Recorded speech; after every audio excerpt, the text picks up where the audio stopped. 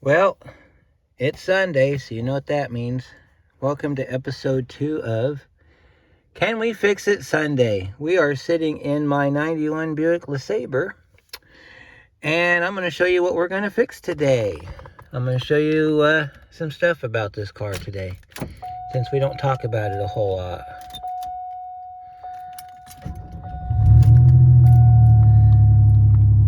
You see that service engine light? That's been on since my grandmother owned it. My grandmother owned it for almost 10 years when she passed away. I've had it for about 5 or 6 years now. That light's always been on.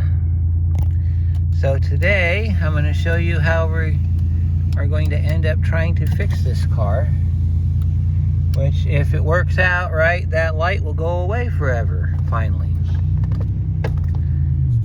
So if you're unfamiliar with this car, it's an OBD1 car, which means it has what GM called an ALDL connector.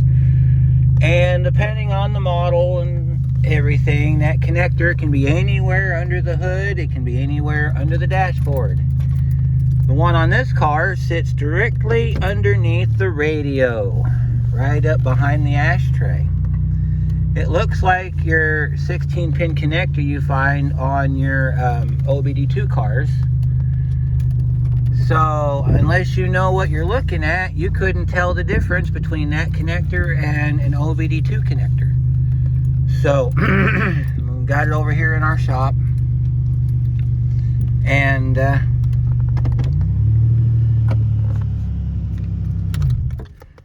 we're going to show you how to read your computer. Now, I do have a scan tool that can do OBD1 capability, but this one doesn't like to read very well on this car, so I've got another little tool you can use. You can also use a paper clip if you have a paper clip handy. And that's going to lead us to what we're doing today. I love this. They call this a clamshell hood. So there's going to be our workspace today. And I'll show you where the connector lives so that you got a general idea of where to look for it if you own one of these cars and you've never done this service before. We'll pick up our armrest so we can get underneath. Alright, so there's your ashtray. You come down under here and you look up in there in this little hole right here. You see that connector right there? That's your ALDL connector. You notice you only got pins in certain holes? Well, you're gonna, I believe it's those 2 pins to the left on the bottom row. You're gonna put a paper clip and you're gonna connect those pins. You're gonna turn your ignition switch on and you're gonna count the flashes on your check engine light. This one, I believe, was a code 21. It's been a long time since I did it, so I can't remember exactly. 21 says throttle position sensor signal missing. So what this car does is if you drive it and you hold the pedal steady in one spot, it acts like it wants to die. So let me show you where the throttle position sensor lives on this car. It lives right here. It's right down in there. You got 2 machine screws that you have to take out to get it out, and then you got to take this hose off. And I'll tell you a secret about this: you don't have to take the throttle body off to get those screws out. This outside screw you can get to real easy because you got a nice little space right here that you can get your screwdriver in. This back one, you might see it's got some teeth marks on it. Let's see if I can zoom in there so you can see it. That's because I got that one loose with a pair of vice grips. Now, you can take the throttle body off. It is a huge ordeal. You got to unplug your map sensor. You got to take this bracket loose. You got to take your cruise and your accelerator cable brackets off. You got to pull, let's see, you got to take your idle air control motor off. You got to pull your 2 nuts. There's one there. There's one way back in there. And then you've got a coolant bypass tube. See it right down here. That's your coolant bypass tube. That's what holds the throttle body to the car. That's why if you take all that apart and you try to take it off, you're not going to get it off. There's two mini nuts. I think they're 6mm, way underneath here. You got to be extremely careful when you take those loose, because those are coolant bypass nuts. Because you take those off, you're going to get antifreeze everywhere, because for some reason they run a heater tube through the bottom of the throttle body. I guess that's supposed to help with cold starts. I don't know. So today we're going to take loose this connector here. This hose right here is going to come off, and then we're going to unhook our throttle position sensor, which we're going to do right now, because I'm going to show you a test you can do to tell you whether the sensor's bad or not without taking it off the car. So let me get my meter set up and we'll be right back. Now this is what the sensor looks like. You got your 3 pins. This would be, I believe it goes A, B, C, or C, B, A, one of the two. And then your throttle body's got a little spot this finger sits on. And when you open your gas pedal, you're moving this back and forth. Well, you can ohms test this, and what you'll see is if you have a bad sensor, you'll get to a certain point and your meter will read OL, which is over limit. That's a flat spot on that dial in here. This is a rheostat. So it's kind of like your gas gauge, where it's got a little finger in there that reads across a grid. And when a grid gets worn out in a certain spot, the car runs like crap because it's losing signal right there. Computer sees it as a fault, check engine light comes on. Now, you see how this is spaced out right here? That's because when we get ready to install this, you'll see it because we're going to read it from the service manual. You have to adjust this off of this voltage right here. I think the voltage is 0.33 to 0.42 or something like that. So what you'll do is we'll hook our voltage meter back up, and we will rotate this until we get our desired reading. Now I'm going to put it somewhere in the middle because that seems good to me. And then you just start the car and run it and everything. And you know, if it's running a little rough, or like if it's running too high idle or something, then we'll decrease it or we'll increase it, however you want to do it. So now that we got the testing out of the way, I'm going to turn the key off and you'll see that meter change. Alright, so I turned the key off. See, now we're losing our voltage here, so. See, I got full throttle and it ain't moving because it's no longer receiving control from the computer. That's the other way you can tell if your computer's bad, because that number will change whether the key's on or off. And since it didn't change very much, if hardly at all, we're in good shape. So what we're going to do then, since we're done with the meter for right now, we're going to turn the meter off. Alright, so we're going to leave our T-pin in our plug so that we can come back to it later. But we're going to start off down there. I don't know if you can see. Yep, you can see it. We're going to start off down here by disconnecting this plug. It's a finger of tab, so you just pick up, wiggle it off. You got weather packing, so make sure you don't mess up your weather packing. We'll set that to the side. Unhook our leads so we don't get it all messed up. You want to set that over top your radiator hose. That way that T-pin doesn't ground out against your exhaust system. Then we got to remove this emissions tube.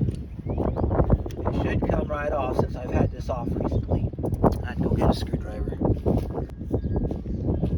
Alright, so you take your flathead screwdriver and you scoop this hose off right here.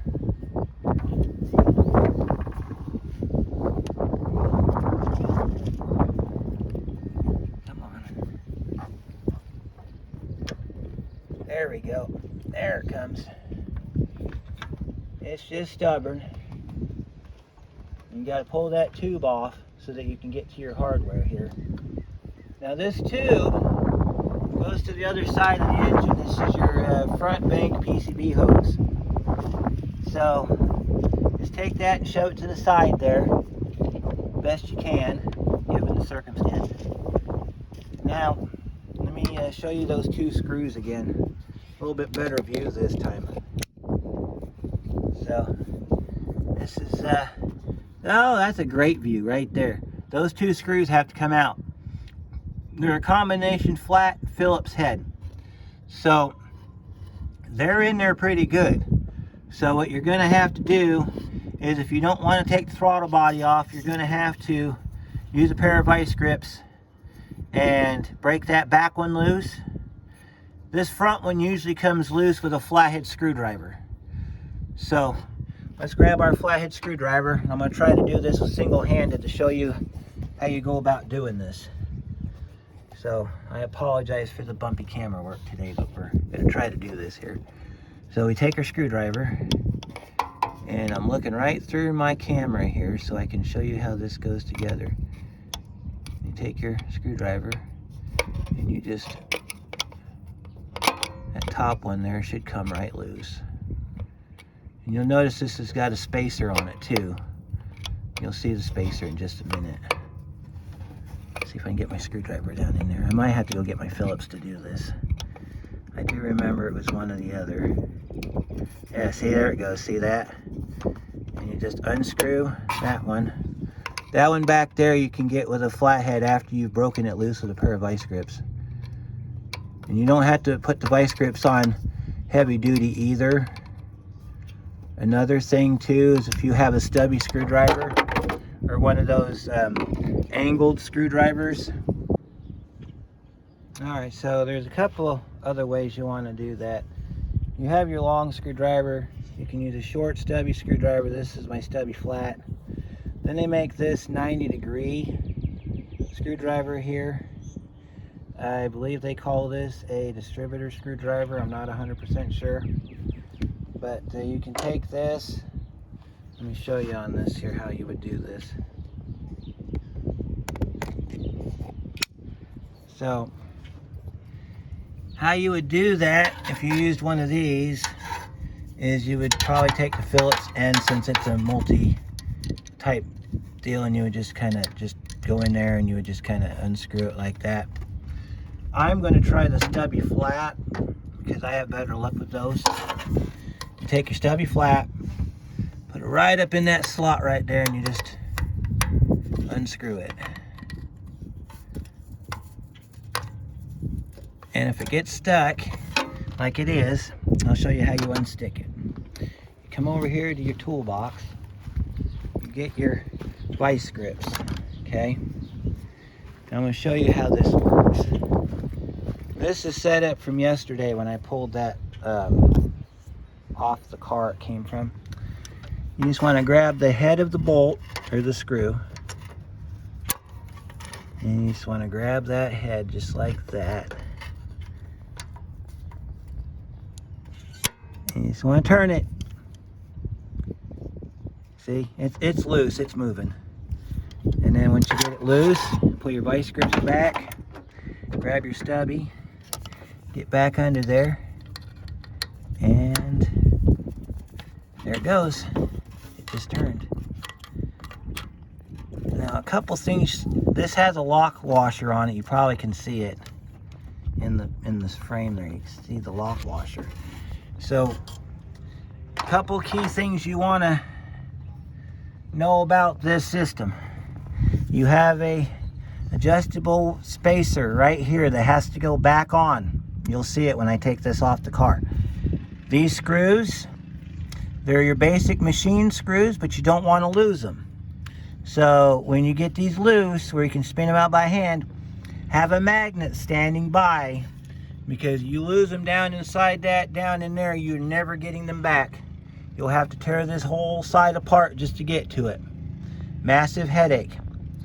So when you get those off, then you just pull straight down on that sensor and it comes right out.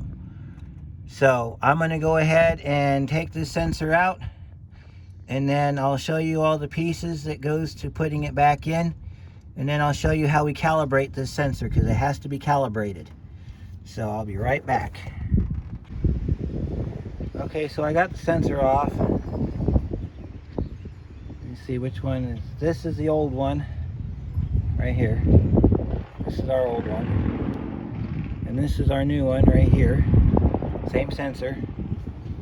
So we'll set the old sensor up here so we don't accidentally put it back on. Let me show you how this goes together.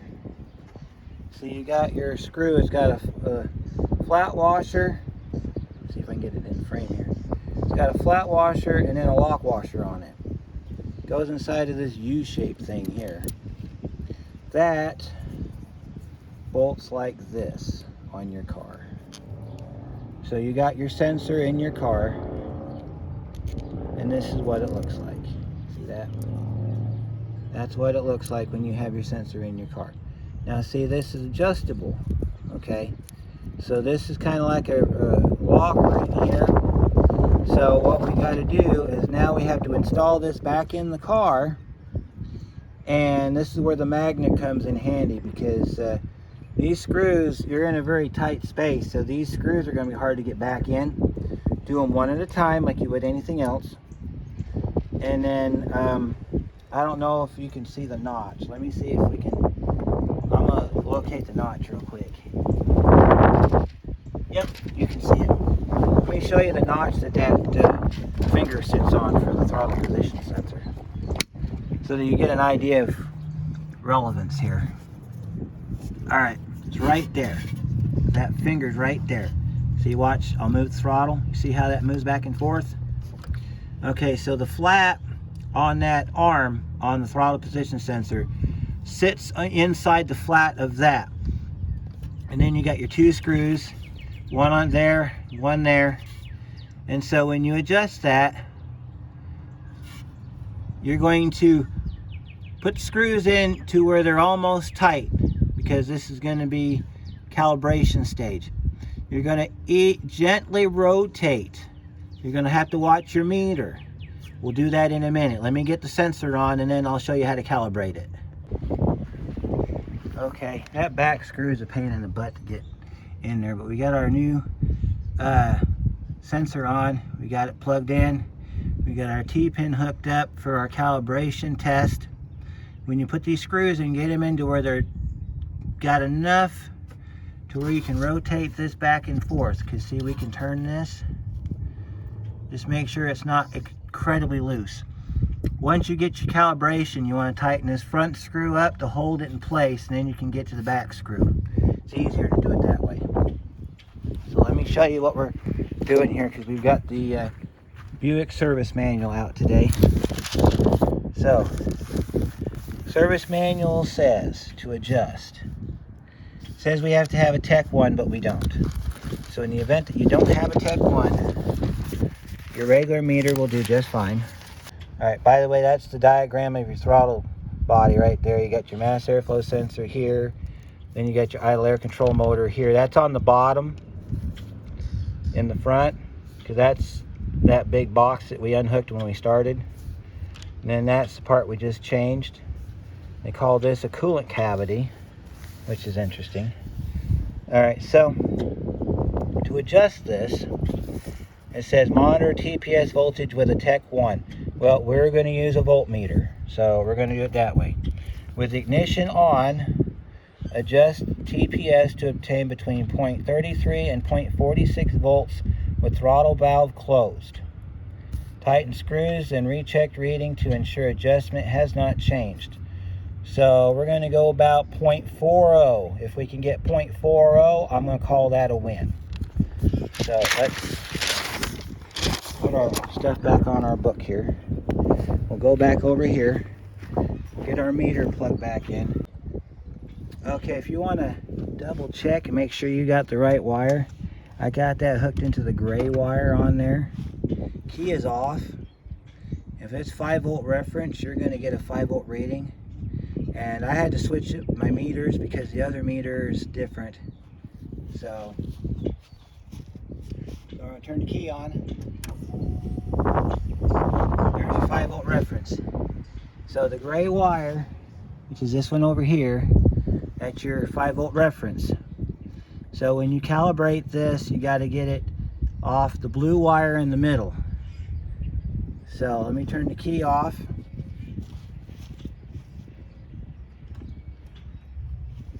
and you turn the key off, give it about 10-15 seconds, timeout. Your computer's now dead. Okay, so you take your wire out. Now that we've found our 5-volt reference, now we have to put it in the middle one, which is going to be what we're going to use to calibrate our let me see if we... Okay, so in order to calibrate this, you got to have both your ground lead and your blue lead connected.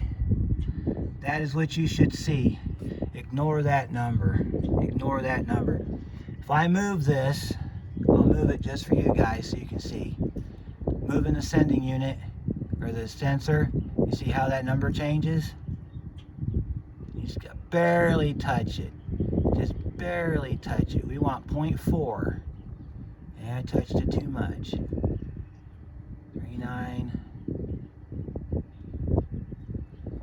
See how it's just moving? The wind's blowing just a little bit and it's moving it. You see how I just barely touch it? We're gonna call that good.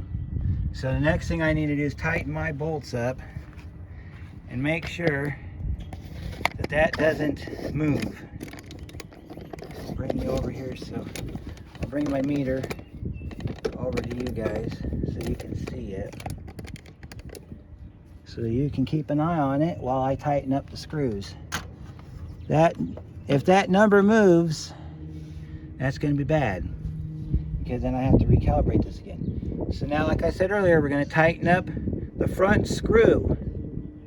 Hold that in position just right. We got to be very careful when we do this, so we don't screw up that reading, because this thing is very delicate. Slightest little movement will screw it all up. I got my front screw tight. Our number didn't move. So I am confident, because that is now in tight position. I'm going to try to tighten up the back screw. If the back screw tightens up like it should, and that number does not move, we will be in good shape. You just got to put a little bit on it. You don't want to do too much, because these are machine screws and you can strip the heads out. Look at that. Okay, now we're going to cycle the throttle. We're going to cycle our throttle. And we're going to let our throttle back.